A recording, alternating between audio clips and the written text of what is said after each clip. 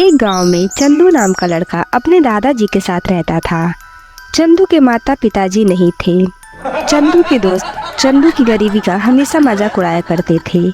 एक दिन चंदू दुखी होकर अपने दादाजी से बोलता है, दादाजी, हम लोग इतने गरीब क्यों हैं? मेरे दोस्त हमेशा हमारी गरीबी का मजाक उड़ाते हैं। बेटा चंदू, इस गरीबी से निपटने का एक ही रास्ता है, लेकिन वो बहुत ही कठिन है। चंदू अपनी दादाजी की बातें सुन के बहुत उत्साहित होता है और बोलता है, दादाजी, वो रास्ता क्या है, मुझे बताइए। बेटा चंदू, यहाँ से पूरब दिशा की ओर एक रेगिस्तानी इलाका है, जहाँ पर ढेर सारा खजाना छुपा हुआ है। दादाजी, आप मुझे वहाँ का रास्ता बताइए, मैं वहाँ जाऊँगा।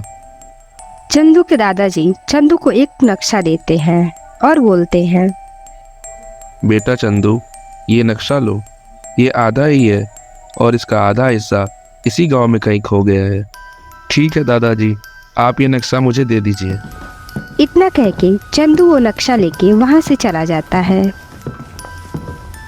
उसी गांव में एक साधु बाबा रहते हैं और एक कागज का टुकड़ा लेके रोज बैठे रहते हैं, जिसे देख के गांव वाले उन्हें पागल समझते हैं। चंदू उदास होके उनकी कुटिया के पास बैठ जाता है और सोचता है, मैंने ये नक्शा अपने दादाजी से ले तो लिया है, लेकिन आगे का रास्ता पता ही नहीं चल रहा है, मैं क्या करूं? ये सारी बातें वो साधु सुन रहा होता है और खुश होके चंदू के पास जाता है और बोलता है, बेटा, ऐसे उदास क्यों बैठे हो?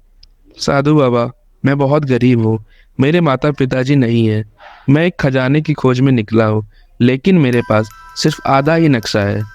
बेटा, उदास मत हो, जो काम हिम्मत से किया जाता है वो जरूर पूरा होता है।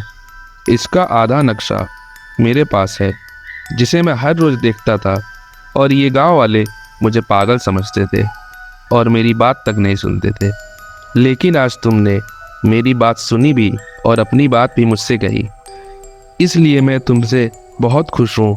और ये लो नक्शे का दूसरा हिस्सा, और जाओ अपने लक्ष्य में कामयाब हो। लेकिन हाँ, अपनी हिम्मत कभी मत खोना, भगवान भी उन्हीं की रक्षा करता है जो लोग हिम्मती होते हैं। चंदू उस साधु की बात सुन के बहुत खुश होता है और वो नक्शा लेकर वहाँ से चला जाता है। रास्ते में उसके दोस्त मोटू और पतलू मिल जाते हैं और बोलते हैं, अरे चंदू, तुम कहाँ जा रहे हो? कई दिनों से मिलने भी नहीं आए। मोटू पतलू, मैं खजाने की खोज में जा रहा हूँ। खजाने की बात सुन के मोटू बोलता है, चंदू मेरे दोस्त, हमें भी अपने साथ ले चलो। चंदू दिल का साफ लड़का था। मोटू और पतलू को भी अपने साथ ले जाता है। उन तीनों को चलते चलते दोपहर हो जाती है, लेकिन उस रेगिस्तान में खजाने का कोई अता पता नहीं चलता है। पतलू परेशान होके चंदू से बोलता है, अरे चंदू, यहाँ पे तो कोई भी खजाना नहीं मिल रहा है। तुम्हें इस खजाने के बारे में किसने बताया था? पतलू, मुझे इस खजाने के बारे में वो जो साधु बाबा है उन्होंने ही बताया था। अरे चंदू, तू पागल हो गया है क्या, जो उस पागल की बातें सुनकर तू यहाँ तक आ गया? यहाँ पे कोई खजाना वजाना नहीं मिलेगा। मैं तो यहाँ से अभी जा रहा हूँ, तुम लोग जाओ खजाना ढूंढने। इतना कहने के बाद पतलू वहाँ से चला जाता है। थोड़ी देर बाद चंदू और मोटू को बहुत तेज से प्यास लगती है और काफ़ी देर से उन्हें खजाने का भी कोई पता नहीं चल रहा था। तभी मोटू गुस्से में एक पत्थर उठा के फेंकता है और वहीं से एक परी निकलती है। रेगिस्तान के इस जादुई दुनिया में आपका स्वागत है। बताइए, मैं आपकी एक इच्छा पूरी कर सकती हूँ। इतने में ही मोटू बोलता है, परी जी, हमें बहुत तेज प्यास लगी है, कृपया हमें पानी पिला दीजिए। इतना सुनने के बाद परी उन दोनों को पानी का मटका देती है और वो दोनों उस पानी से अपना प्यास बुझाते हैं। पानी पीने के बाद मोटू बोलता है, यार चंदू, हमें उस परी से उस खजाने के बारे में पूछ लेना चाहिए था।